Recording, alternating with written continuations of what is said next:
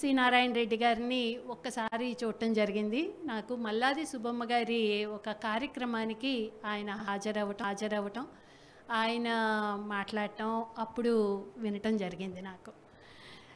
అలా doctor C Narayana Reddy గారు వారి జీవితంలో ఎవరైనా ఎంత అత్యున్నత ప్రమాణాలకి ఎంత అత్యున్నతంగా ఎదగగలరు అనడానికి ఒక ఉదాహరణగా నిలుస్తారు. సాహిత్యంలో జ్ఞానపీఠ అవార్డు గ్రహీత మరియు పద్మభూషణ్ మరియు రాజ్యసభ సభ్యులు అన్ని రకాల వాటిని కూడా చాలా చక్కగా నిర్వర్తించారు వారు. వారి పురస్కారం సాహితీ పురస్కారం విశ్వంభర నాటకానికే ఆయనకి జ్ఞానపీఠ అవార్డు వచ్చింది.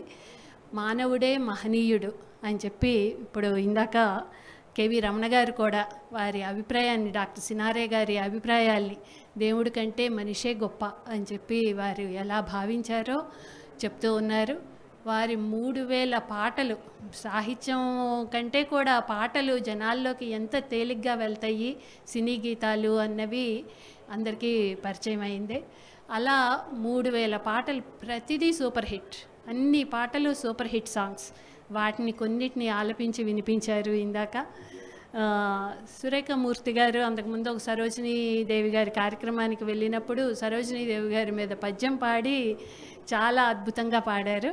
అలాగే ఈరోజు ఈ కార్యక్రమంలో కూడా అమ్మ గురించిన పాటతో చివరిలో మేము సెలెక్ట్ చేసుకున్నాం ఈ రకంగా అని చెప్పి ఇందాక ఎస్వి రామారావు గారు చెప్పారు. వేదిక మీద ఎస్వి రామారావు గారి గురించి చెప్పటం మర్చిపోయాను.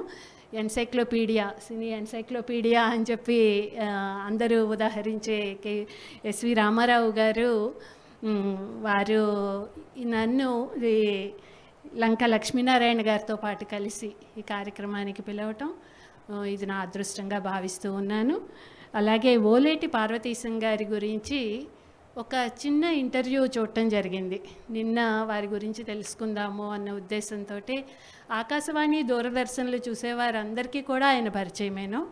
వారు రిటైర్ అయిన తర్వాత జరుగుతున్న కార్యక్రమాలు చాలా సభల్లో వారు పార్టిసిపేట్ చేస్తూ ఉన్నా కానీ మేము వేటికి అటెండ్ అవ్వకపోవటాలు వాటి సాహితీ కార్యక్రమాల గురించి మాకున్న తక్కువ పరిచయంతో వారి గురించి తెలుసుకునే అవకాశం రాలేదు. అందుకని నిన్న ఒక ఇంటర్వ్యూ చూస్తే దిల్సే అంజలి గారి ఇంటర్వ్యూ చూశాను. దాంట్లో వారు విషయాలు అన్నీ ముఖ్యంగా సూర్యోదయాన్ని నక్షత్రాల్ని పిల్లలు ఎలా మిస్ అవుతున్నారు, వాటిని ఎలా పరిచయం చేయాలి అందరికీ అని చెప్పి వారు చెప్పింది నాకు చాలా నచ్చింది. మన పిల్లలందరికీ సూర్యోదయాలు చూడటం లేదు, నక్షత్రాలని చూడటం లేదు. ఆ అవకాశం కనుక మనం తల్లిదండ్రులుగా వాళ్ళకి ఇస్తే, ఇలా ఒక సాహిత్యంతో కానీ ఒక పరిచయాన్ని మనం వాళ్ళకి కలగచేస్తే వాళ్ళ జీవితాలు ఎంత మంచిగా మారుతాయి అని. ప్రకృతి మీద ప్రేమ ఉంటుంది వాళ్ళకి, ప్రకృతిని నాశనం చెయ్యరు, ప్రకృతి వినాశనానికి కారణం కారు, ప్రకృతిని ప్రేమించే వాళ్ళుగా తయారవుతారు.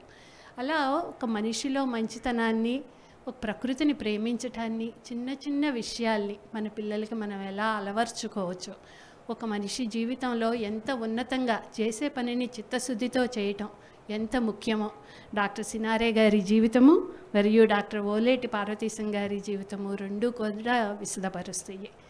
ఆ రకంగా మనం కూడా ఒక డిసిప్లిన్డ్ లైఫ్, ఒక డిసిప్లిన్డ్గా జీవితం క్రమశిక్షణతో ఒక ముఖ్యంగా ఉదయం లేవటం, పనులు చేసుకోవటం, మన పనులు మనం చేసుకోవటం, ఎక్సర్సైజ్ చేయటం, ఆరోగ్యకరమైన ఆహారం తీసుకోవటం, మంచి సంగీతం వినటం, మంచి మాటలు వినటం, మంచి వారితో వారి సాంగత్యంలో కూర్చోవటం, మంచి పుస్తకాలు చదువుకోవటం, ఇవన్నీ మన జీవితంలో మనుషులు మంచిగా మారటానికి ఉపయోగపడతాయి. ఇలా అందరూ కూడా ఈ కార్యక్రమంలో ఈ వారికి ఓలేటి పార్వతీశం గారితో వీరందరితో కూడా పరిచయం కలగటం నా భాగ్యంగా భావిస్తూ సెలవు తీసుకుంటూ. హైకోర్టు న్యాయమూర్తి